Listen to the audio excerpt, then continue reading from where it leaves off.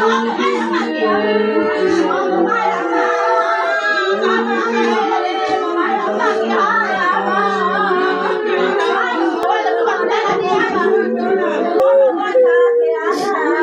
để không bỏ lỡ